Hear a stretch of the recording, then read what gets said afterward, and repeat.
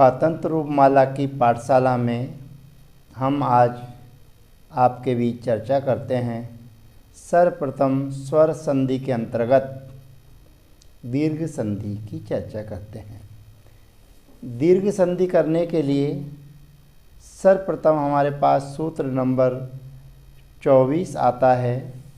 समानः सवर्णे दीर्घी भवति परस्य लोपम।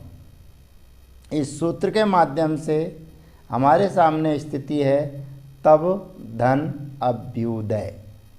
हम अनतिक्रम्यन विश्लेषित इस सूत्र के माध्यम से तब में रहने वाला जो आ है उसको बाहर रखेंगे और अभ्युदय में रहने वाला जो आ है उसको बाहर रखकर हम इस समाना सवर्णे दीर्घी भवति परस्य लोपम से जो तब का आ है उसको दीर्घ करेंगे और अभ्युदय का जो आ है उसका लोप करेंगे।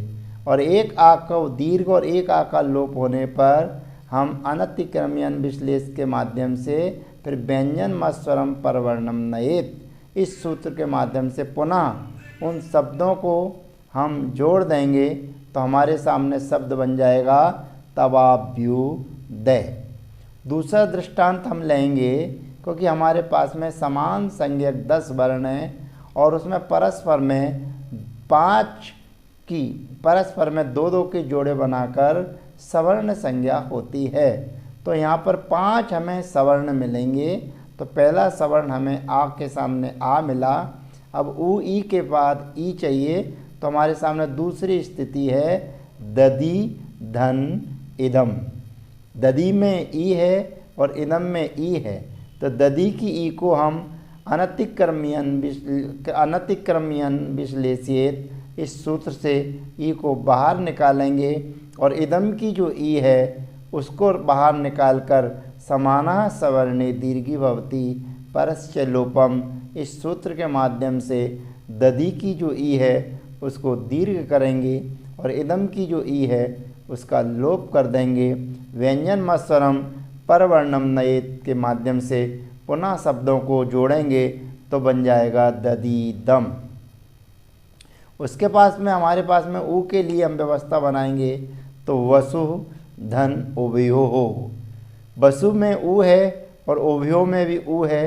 इन दोनों ऊ को हम अनतिक्रम्यन विश्लेषित के माध्यम से बाहर निकाल के लेके आएंगे और समानः सवर्णे दीर्घी भवति परस्य लोपम के माध्यम से वसु के ऊ को बड़ा दीर्घ ऊ करेंगे और उभय का जो ऊ है उसका लोप करेंगे और व्यंजन मस्वरम परवर्णम नयेत की सहायता से जोड़ देंगे तो हमारे सामने हो जाएगा वसु भयो हो।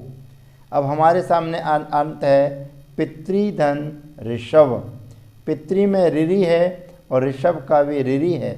दोनों को अनतिक्रम्यन करके हम बाहर लेकर आएंगे और पहली वाली जो पितृ की ऋरि है उसको समाना सवर्णे दीर्घी भवति परस्य लोपम के माध्यम से दीर्घ करेंगे पितृश्रवाहा।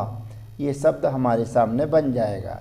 फिर उसके बाद में क्री धन ऋकार। क्री में बड़ी ऋरि है और ऋकार में भी ऋरि है। इन दोनों को भी बाहर ना कर एक बड़ी ऋरि का लोप कर देंगे और पूर्व वाली जो दीर्घ है वह दीर्घ ही रहेगी तो बन जाएगा क्रीकाराहा। इसी प्रकार हमें लिरि आदि के माध्यम से भी जानना चाहिए। इसके अन्य दृष्टांत भी हम समझना चाहें तो समझ सकते हैं। जैसे बिंब धन आलय। तो बिंब का आ है और आलय का आ है, दोनों को परस्पर में जोड़ेंगे तो शब्द बन जाएगा बिंबालय। उसी के पास में मुनि धन इंद्र। मुनि की ई है और इंद्र का ई है, दोनों में परस्पर दीर्घ संधि हो जाएगी तो मुनीन्द्र बन जाएगा। यह धन अवाय। यह में आ है और अवाय का आ है, ये दोनों भी परस्पर में जुड़ जाएंगे तो बन जाएगा इहा वाय। इसी प्रकार से चैत्र धन आलय। चैत्र में आ है और आलय का आ है, दोनों को मिला दिया जाएगा तो शब्द बन जाएगा चैत्यालय।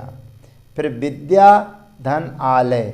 विद्या में बड़ा आ है और आलय का भी आ है, तो आलय के आ का लोप होकर शब्द बन जाएगा विद्यालयः। इसी प्रकार से चैत्य धन आलय, तो चैत्यालयः। इस प्रकार से अनेक दृष्टांतों के माध्यम से हम समाना सवर्णे दीर्घी भवति परश्च लोपम इस सूत्र को समझ सकते हैं। दूसरा शब्द हमारे पास में है शुद्ध धन आत्मा। तो शुद्ध में धा में आ है और आत्मा में आ है, तो ये दोनों मिलाकर पहले वाले आ को हम दीर्घ करेंगे और आत्मा के आ का लोप करेंगे, तो हमारे सामने बन जाएंगे शुद्धात्मा। इस प्रकार से अरिहंत सिद्ध आदि आचार्य आदि में हम जहाँ जहाँ भी इस प्रकार की परस्पर में जो सवर्ण संज्ञा को लिए हुए वर्ण होते हैं उनको दीर्घ करने के लिए हमारे आचार्य महाराज सूत्र देते हैं समानाः सवर्णे दीर्घी भवति परश्च लोपम। इस सूत्र के माध्यम से आपने दीर्घ संधि को समझा और वह दीर्घ संधि 5 प्रकार से हो सकती है। आ के सामने आ की, अवर्ण के सामने अवर्ण की, इवर्ण के सामने इवर्ण की, उवर्ण के सामने उवर्ण की, रिवर्ण के सामने रिवर्ण की और लिवर्ण के साथ में लिवर्ण की। परस्पर में सवर्ण संज्ञा होकर दीर्घता को प्राप्त हो जाते हैं। इस प्रकार स्वर संधि के अंतर्गत ये दीर्घ संधि की चर्चा बड़े विस्तार से आपने समझी।